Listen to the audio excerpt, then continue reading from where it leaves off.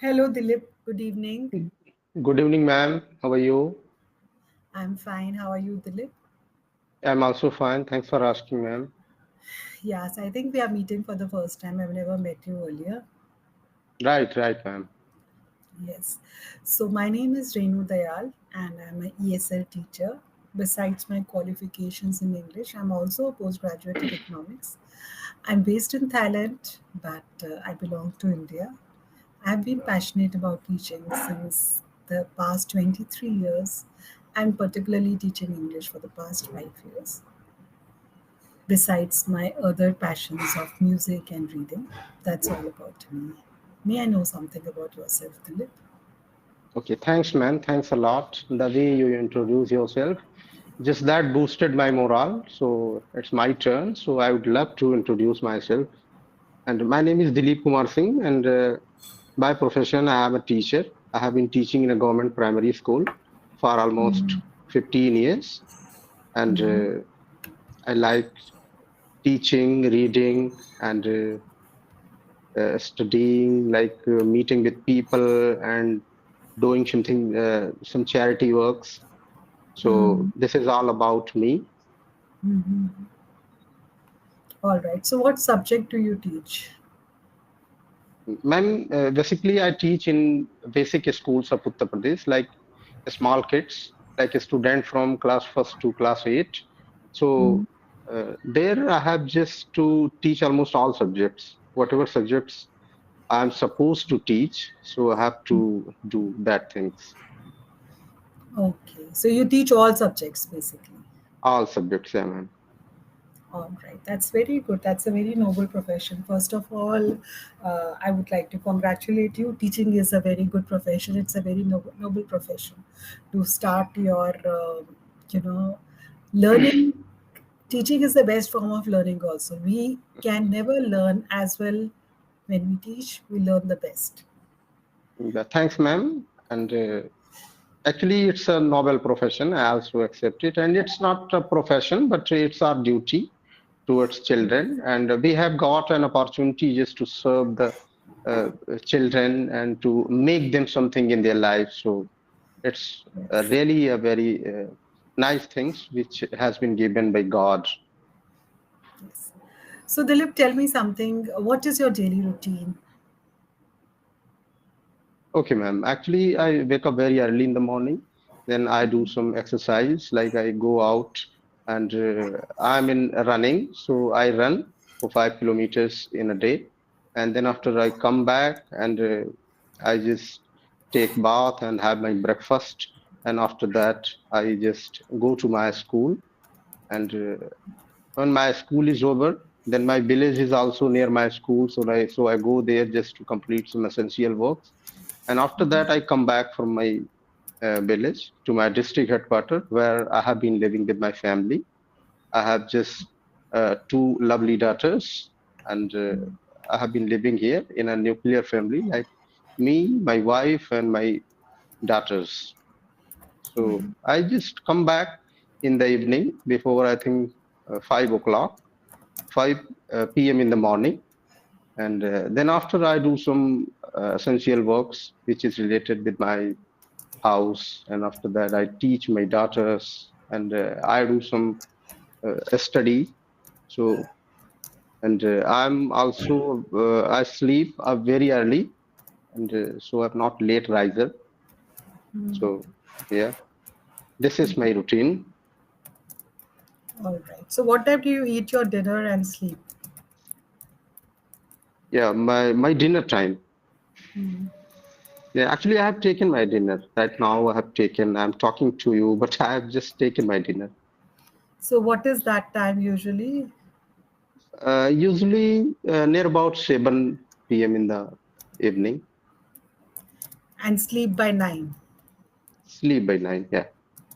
9 Okay. Very well said, Dilip. But there'll be a certain tweak I would be doing to your speaking. Because, I always tell all my learners that English speaking is not about just fluency, it is also about the play and synchronization of your verbal and non-verbal skills. So the verbal skills, of course, are your voice and your speech, and non-verbal skills are your eye contact, hand gestures, face gestures. So these go both hand in hand. So when you use both of them together, you come across as a more confident speaker. Then there are certain tools. You spoke very well, your pronunciation was absolutely good, and the use of words was also good. You could also take help, like you were using the word after that quite often, right?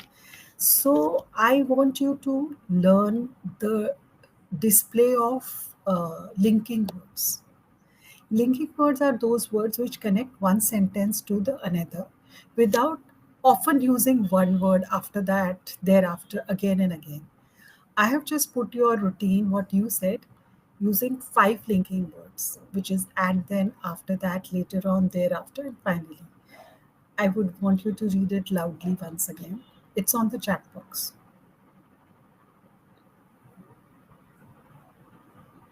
Yeah.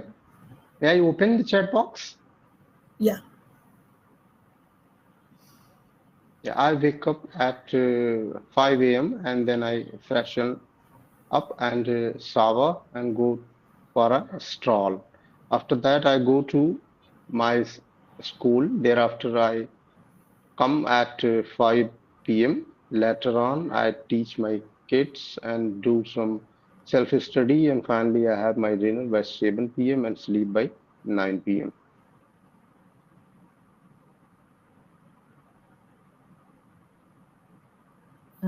So, did you understand how I had structured your answer? Yeah, and I understood, ma'am. Yes. So, because while you were speaking, I was typing very fast. So, there was some spelling mistake in the word school Mhm. because I'm typing very fast when as you are Mm. speaking. So, that is it. So, this Yeah, is, I know, ma'am. Actually, I know where I'm lacking. Actually, I need more and more practice because in our environment, it becomes very difficult to find somebody to talk to in English. So I yes. am a teacher in my school, but I hardly use any English sentences and any words in my school because Hindi works well and Hindi is spoken primarily here. Hindi is a medium of teaching and instruction and everything. We all are involved in Hindi. So we don't find anybody to talk whom we can have a conversation in English or we can have some discussions. So Mhm. this is the main problem. I just want to open up more and more and I want to talk to Mhm. people more and more. That is why I have joined this platform. Mhm. Okay. So, Dilip, tell me something about your favorite school memory while teaching the kids. This is just a conversation, a general conversation. You are a good speaker. It is just that you have this urge of speaking to someone in English because you do not have the environment to speak. And just as a conversation topic, tell me something about in the past week, anything, any memory where you touched the heart of a child, where you helped him. For a teacher, it's always very overwhelming to know that, he has reached out to a student who was not able to do so well. So any anecdote you would like to share with me? Okay, ma'am. Actually, our schools are going in, especially I'm talking about Uttar Pradesh, our schools are going in a very transitional phase. And nowadays, because lots of rules and regulations have been changing day by day, so a lot of pressure that is coming from administration side on our schools. So it becomes our duty because a number of students are decreasing day by day and year by year. So that is why we have to just go to door in order to bring students in our schools. So I have brought few students in my school, and at the behest of me, the guardians just have sent their kids in our school, and they are promising students they can do something better in their life. So, and they have come in our school. So, I have just called them and taken up the responsibility of their education that I will offer something good for them and I will make their career. And there are different opportunities which are available in our schools. And only government schools children, they are entitled to get those facilities. So I've just assured them that please send your kids in our schools, and I will make them a potent and potential students. So, but I have just taught them in our schools, but those students, they always keep me pushing, they always uh, like putting a pressure. That's this, that, here, there, always keep me busy, always give me extra homework, always all these things. So nowadays, I'm just dealing with those students. And because those students are so demanding, they have potential to excel in their life and to fly in the sky. Uh, so it becomes our moral duty, and I'm totally just, it has been almost 10 to 15 days. I'm totally devoted to those students. And those students, they do not let me just sit even a moment, and they just keep me busy. So at the time, I just get frustrated. But at that same time, I think that I have been given a special responsibility, and by our department and by those guardians who just can aspire their children to become something, and I have just called them. So that is why it becomes my moral duty to serve them to the best of my ability, my talent. So those students and these memories are just always keeping me busy in a very positive way. So this is the best memory I just have got since this session started. All right. Good. So again, I would again emphasize on a little bit of structuring of the answer. So whenever we talk about anything about any topic, first I gave you some linking words, which were and then later on, after that, thereafter, finally, to connect one sentence to the other. Second, I will advise you to keep your answer simple, precise, and structured, crisp and clear. So your answer was very well spoken, but we will need a little bit of more articulation to keep it simple, precise, and structured.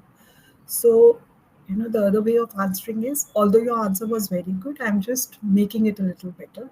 I'm in a very responsible position in my school. I'm not only responsible for running the school, but also for its marketing.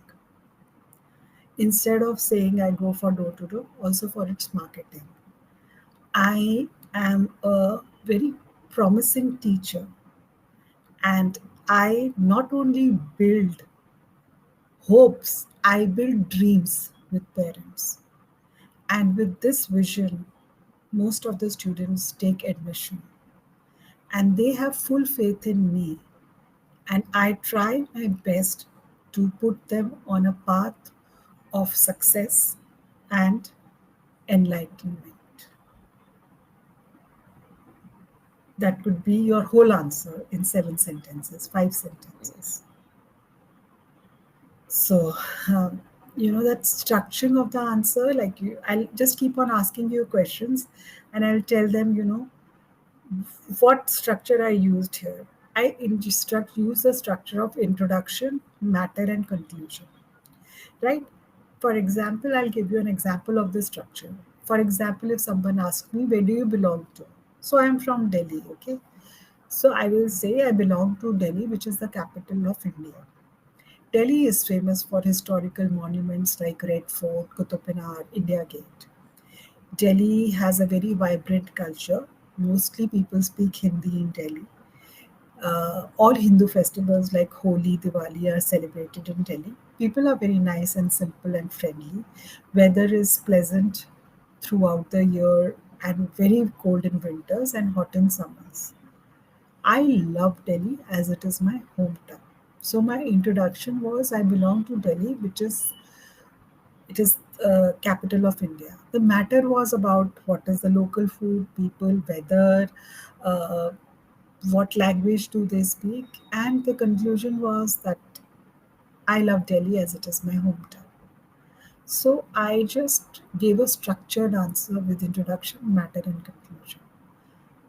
With this in mind, can you tell me something about your hometown using the same format?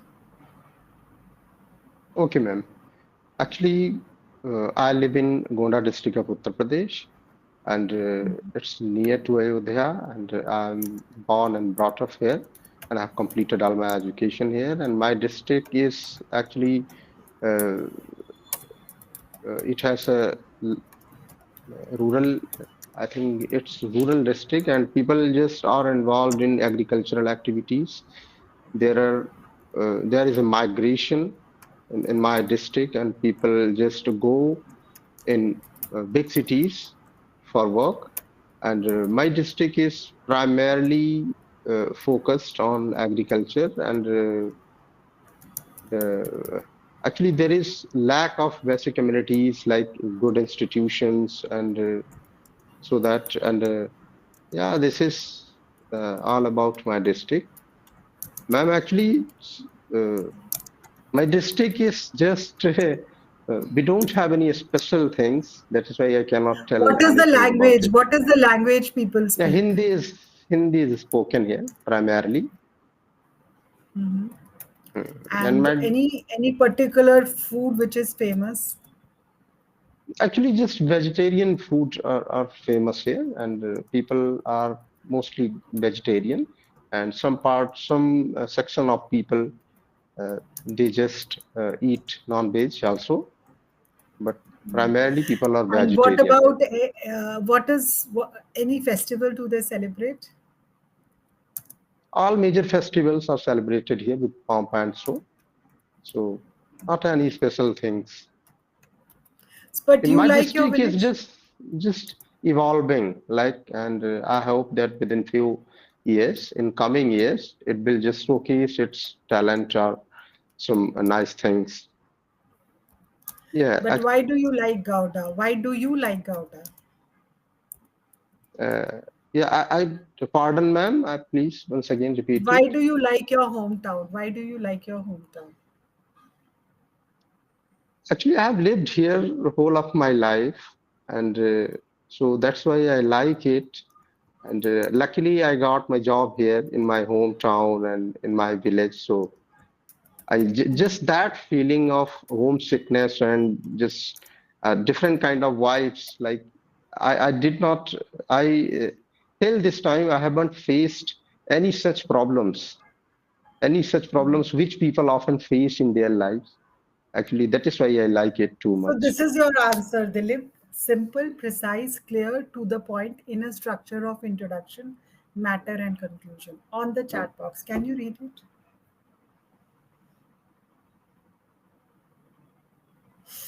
I'm very responsible position in my school.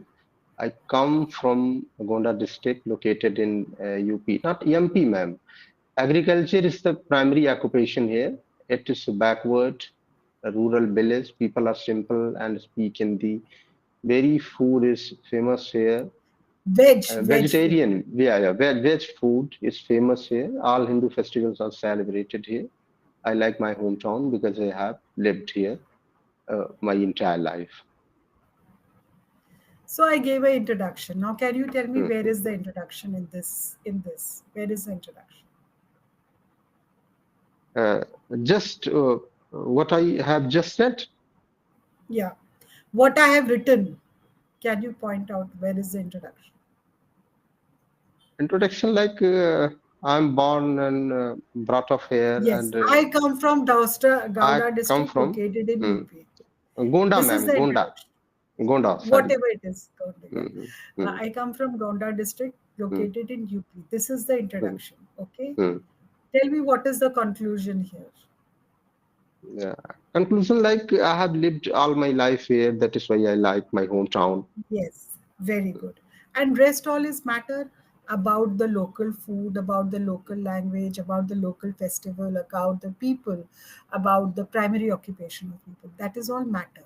So whenever we talk and structure our answer in an introduction, matter, and conclusion form, it keeps our answers simple, precise, and structured.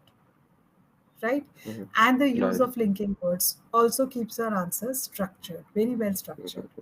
Mhm. Now, let us play a game, right? Are you fond of pets? It's not much, man. Not much. All right.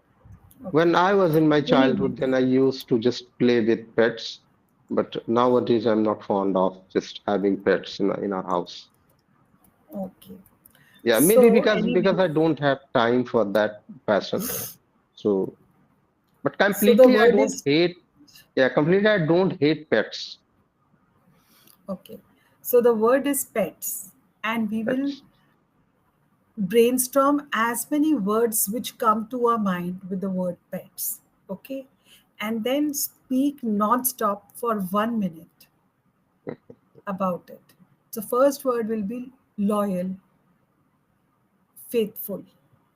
Can you Mhm. think of any other words which comes with the word when you think of pets?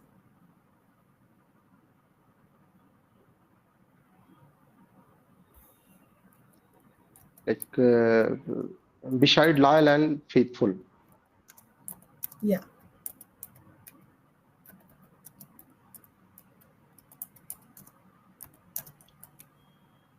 No, ma'am. Actually, I just cannot Okay. I recall will those help. words. Mhm. No worries. We'll do another word for you. So, for example, this word was pets. So on your chat box, I have written the words loyal, faithful, unconditional, Unconditional, stress stress buster, buster, friendly. friend. These are all Mhm. related words to pets. Okay. Mhm. So now, if I have to make a sentence, this kind of activity will not only improve my vocabulary, it will also improve my speaking and thinking and reading and writing. So I'll say, like, pets are very loyal and faithful.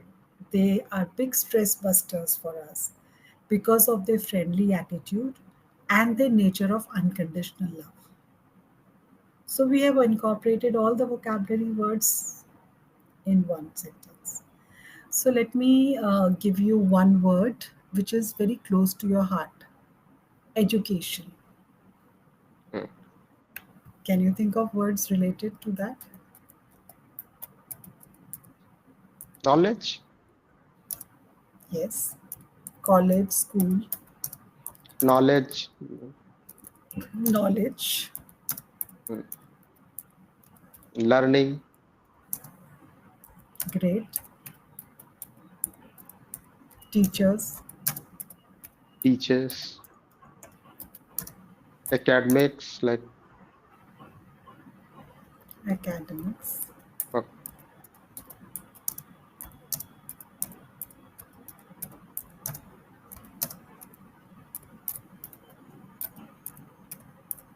All right. So these are the words. Can you make a sentence?